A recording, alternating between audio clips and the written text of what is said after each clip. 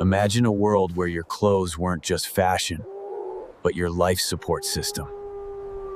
What if every stitch, every hide, meant the difference between survival and succumbing to the brutal prehistoric cold?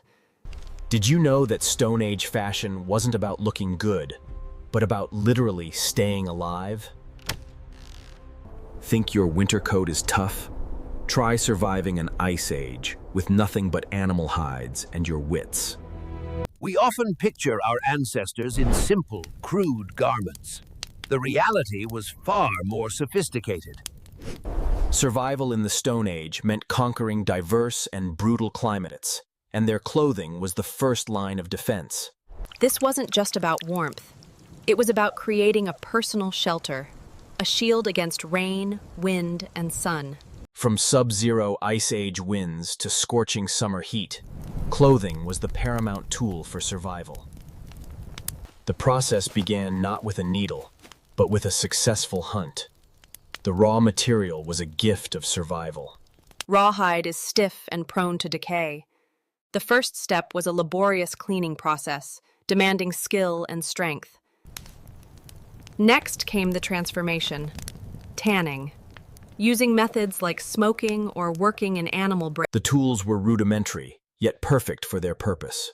Bone, stone, and sinew became the instruments of creation. This was far beyond simple wraps. Skins were cut and tailored, designed to fit the human form for maximum warmth and mobility. Every stitch was a point of strength. Using sinew for thread and bone for needles, they engineered garments that could withstand incredible stress. The result was a masterpiece of prehistoric engineering, a garment that was both a shield and a second skin. Clothing wasn't just for defense against the cold. It was a tool for the hunt. It was the art of becoming invisible. Protection meant more than just warmth. Thick hides guarded against the cuts, scrapes, and bites of a hazardous world. Garments became the first tool belts, with integrated loops and pouches to carry the essential implements of daily life. They created the first backpacks and bags, engineering ways to carry food, tools, and even infants, liberating their hands for other tasks. A single garment could serve multiple purposes: a coat, a blanket, a shelter, a testament. But survival wasn't their only concern. These garments were also canvases for expression, for identity. Using pigments from the earth, they added color and symbols, telling stories and expressing their connection to the world around them. Right. Certain items, a rare fur, a predator's tooth, or a string of claws, were more than decoration. This was a communal effort. The survival of the individual depended on the skills and cooperation of the entire group. The tools and techniques have changed, but the fundamental principles discovered in the Stone Age endure. The layering systems in today's most advanced outdoor gear are a direct echo of the ancestral wisdom our ancestors perfected. Revisiting this ancestral wisdom not only connects us to our past, but also informs a more sustainable future. Their clothing was not just hide and sinew. It was ingenuity, resilience, and the story of how we... It was a legacy passed from one generation to the next. A legacy of care, of knowledge, of survival.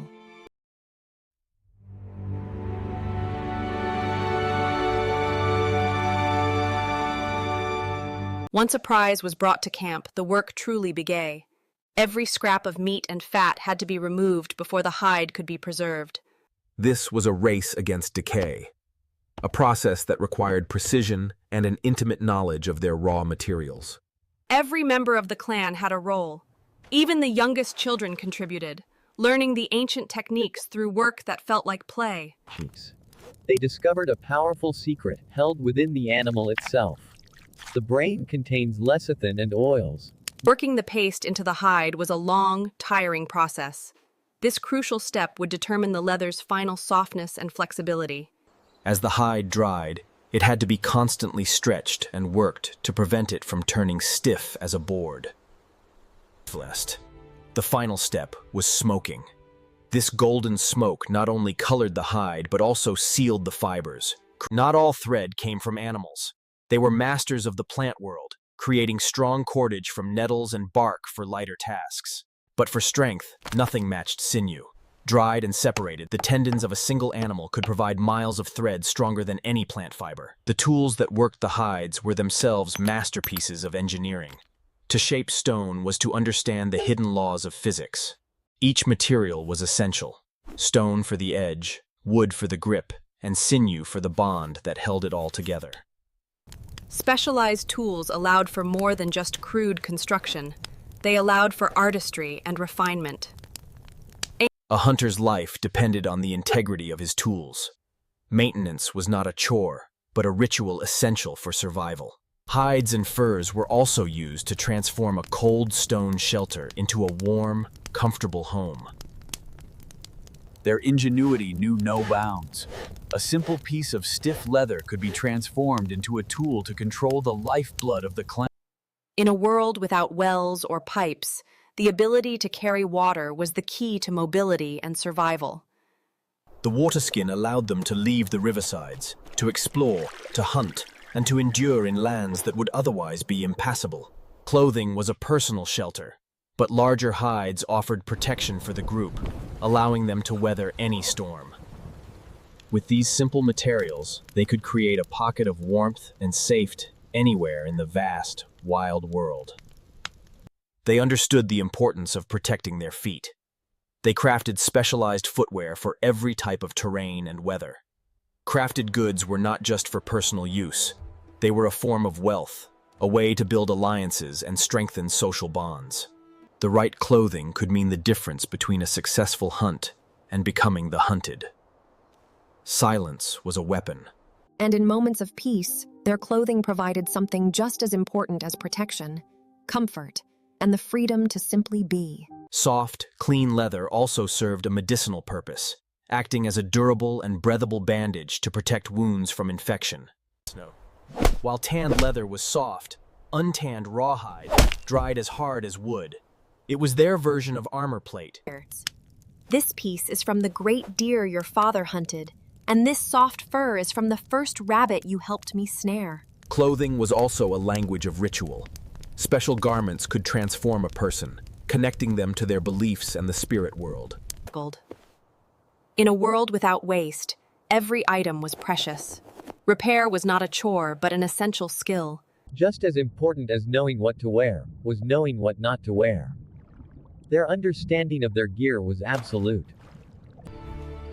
Day after day, their clothing was the faithful companion that allowed them to face the wilderness and return. The hunt did not begin with a chase, but with a silent conversation with the landscape.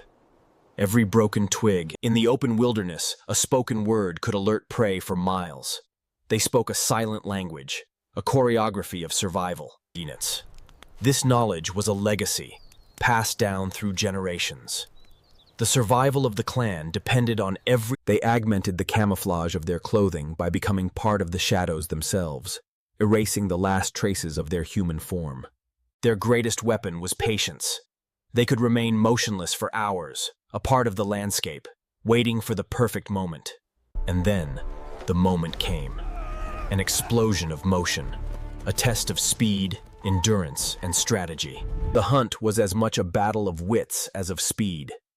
They used their knowledge of every ravine and rock to their advantage. The generations of innovation led to this moment. The spear thrower allowed them to hunt larger, more dangerous prey from a safer distance. For every life taken, there was a profound understanding of the cost. It was a cycle of life and death. Nothing was wasted. Every part of the animal was a gift. The meat would feed them, the bones would become tools. The return was often as challenging as the hunt itself, a long journey carrying the promise of survival for the whole clan. This was their reward: the warmth of the fire, the safety of the family, and the knowledge that they had provided for their own. And so, the cycle would begin again. The hunter's prize became the artisan's canvas. Survival was not always about the dramatic chase. It was also in the quiet, patient gathering of the river's bounty. Securing food was only half the battle. Storing and preserving it for the lean times was just as critical. powerful. As the seasons turned, the rhythm of life continued. Each hunt, each skillfully tanned hide. Autumn was a time of urgent preparation, a race to gather the last of nature's gifts before the long, hard winter. Every stitch was an investment in the future. Every repaired seam, a shield against the coming cold. The first snow was not a threat, but a reminder, a signal that the time of preparation was over. In the heart of winter, their world shrank to a single point of light. Survival now depended as winter locked down the world, the shelter became their universe. A small bubble of warmth and life carved out of the ice. The darkness of winter was a time for patient preparation. Every tool was mended, every edge was sharpened. Every meal was a carefully calculated act. The bounty of autumn had to last until the world turned green again. In the long dark, stories were their light. They were the threads that bound the generations. The greatest fear was the death of the fire. Its loss meant the loss of everything: warmth, light, and safety. Every journey outside, no matter how short, was a dangerous expedition into a world that had become lethal. The cold was a relentless enemy. It crept into every corner, a constant threat that demanded unending vigilance. In the deepest part of the winter, they did more than just survive. They created. They filled in it. Their art was not confined to walls. They created beautiful objects, imbuing them with meaning, magic. They filled the silence with music, their heartbeats and their breath becoming a rhythm of endurance. And then, after months of silence and ice, a new sound. A single drop of water. It was a warmth that touched more than the skin. It was the feeling of a world returning to life. For the children, it was a release, a return to a world of open spaces, of running, and of play. They emerged from their winter shelter, like bears from a den, to a world being reborn. The long hunger was ending, the green returned, and with it, the promise of life and the start of a new cycle. Spring was not a time of rest, but of renewed purpose. There was gear to repair, territory to explore, and a long winter's hunger to satisfy. And the spring brought back the great herds, following the returning green. Life. The hunt was different now. It was no longer a desperate gamble against the coming cold, but a confident harvest in a world of plenty. They had endured. They had survived another winter. It was a victory worthy of celebration, a feast to honor their resilience. With the return of the sun came the return of artistry, not just for survival. Summer. A time of long light and explosive life. The hardships of winter were a distant memory. The sun that brought life also brought a new challenge, the energy-sapping heat. Clothing became lighter. Glues. With the warmth and water came swarms of biting insects. But for every problem, the landscape... Summer's energy was often violent. A calm, hot afternoon could erupt into a terrifying display of nature's power in a matter of moments. The full rivers of summer offered new opportunities. Working together, they could harvest the bounty of the water on a scale. Summer offered rare luxuries, but they were often well defended. A moment of pain was a small price to pay for the sweet taste of honey. In the midst of plenty, they never forgot the scarcity to come. Every sunny day was an opportunity to... The long, warm days of summer were the season for exploration, for pushing beyond the boundaries of their known world. Their clothing was a portable home, providing all the warmth and shelter they needed to travel light and fast across the land. Encounters with other clans were rare and cautious affairs. They were opportunities for trade, for news. Summer was the time for heavy construction. Using the power of drying rawhide, they could build structures and create bonds as strong as iron. This one's flowers make a tea for coughs, but this one's pretty berries will make you sick. Summer was a living life. They lived their lives by the rhythm of the sun. The longest day of the year was a time to honor Thermus. But even on the warmest days, a whisper of the future could be seen. The great wheel of the year was already beginning. As their knowledge grew, so did the complexity of their garments. They became composite creations, each material chosen for a specific purpose. Every essential skill had to be learned through endless practice, guided by the patient hand of an elder. Caring for their clothing was as important as creating it. With proper maintenance, a well-made cloak could last a lifetime. Their clothes were woven with more than just sinew. They were woven with memories, with love, and sometimes with loss. They mapped their world, not on paper, but on the materials that sustained them. A piece of leather could hold the knowledge of an entire territory. They created ingenious solutions for every stage of life. The baby sling kept the most vulnerable members of the clan. They were masters of material science. They knew that the skin of a bison was for a winter cloak, while the fur of an otter was for a... They possessed an incredible toughness and a practical knowledge of healing. Even serious wounds could be treated with the same tools they used to stitch their clothes. Some skills were so perfect, so attuned to the materials, that they have remained virtually unchanged for tens of thousands of years. This was their world, a world built from scratch, sustained by their ingenuity, their courage, and the threads that bound them together. For the children of the Stone Age, there was no line between play and education. Their games were a rehearsal for survival. There were moments that marked the turning of a life. The first successful hunt was a passage from childhood to responsibility, earning one's place in the clan. History was not written in books, but upon the land itself. Every rock and river had a name, a story, a meaning. In a small, close-knit group, conflict was a dangerous fire. It was the wisdom of the elders that kept the peace and maintained the... They lived with death as a constant neighbor.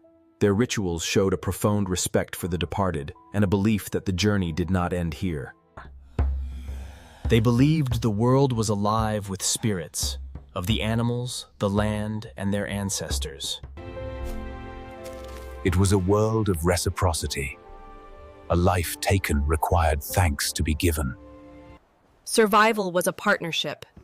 The strength of the hunter and the skill of the artisan were two halves of a single whole. The clan was a world of interwoven communities. The women's circle was a powerful social and economic hub. The roles of hunter and defender were not exclusive. When danger threatened the home, every member of the clan was a warrior. At certain times of the year, at places of great abundance, the scattered clans would come together. Trade was the lifeblood of their extended society. It moved essential resources, unique materials, and new ideas across the vast landscape.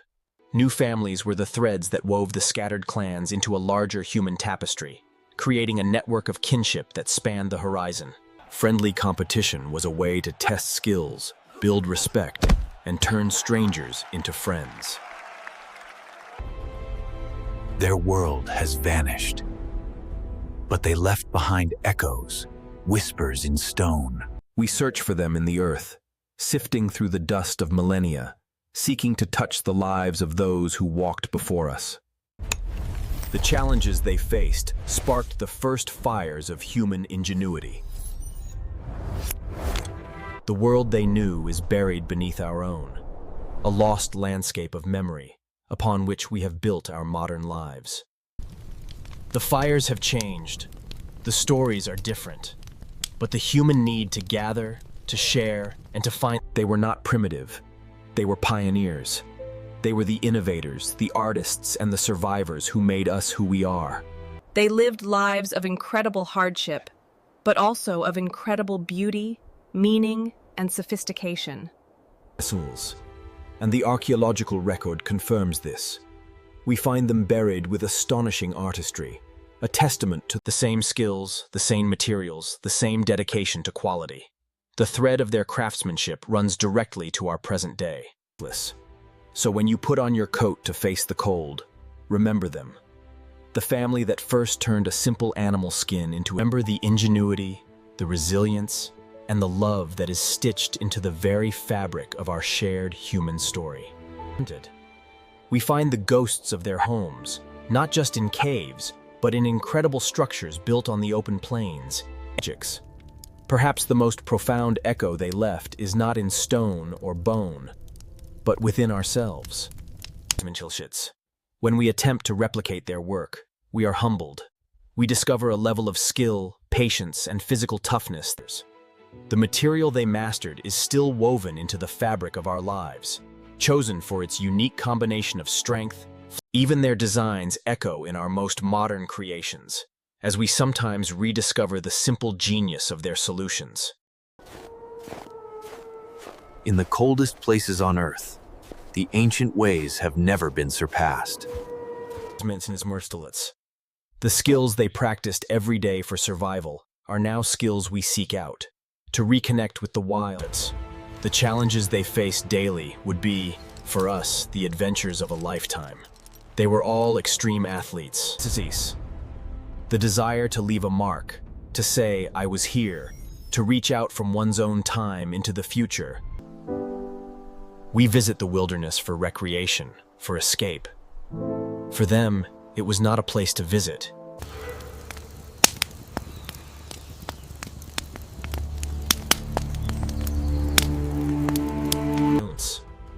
They left us more than their genes and their inventions. They left us a world, pristine and whole. We have traded the light of the campfire for the light of 1 billion bulbs. We have traded the silence of the wilderness. What have we forgotten in our journey from their world to ours? What wonders have we lost in exchange for our comfort and our power? Perhaps their greatest legacy is a simple reminder that our truest survival depends not only on our... They are the original family, our original family. A legacy of resilience.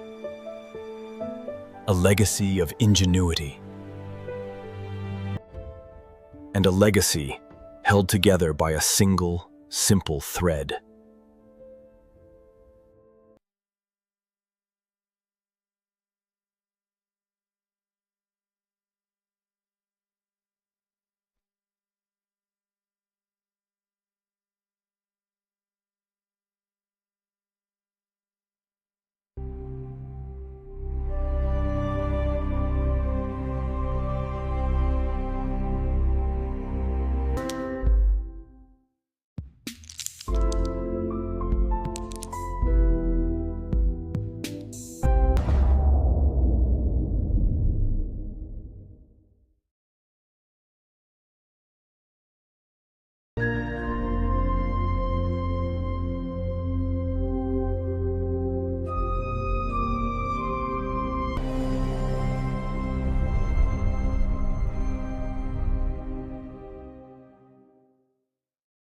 They did not live in an empty wilderness. They shared the world with giants, great beasts that were both a source of immense danger and profound bounty. Danger was a constant presence. In this world, humans were not yet the undisputed masters. They were simply one part of a complex and brutal food chain.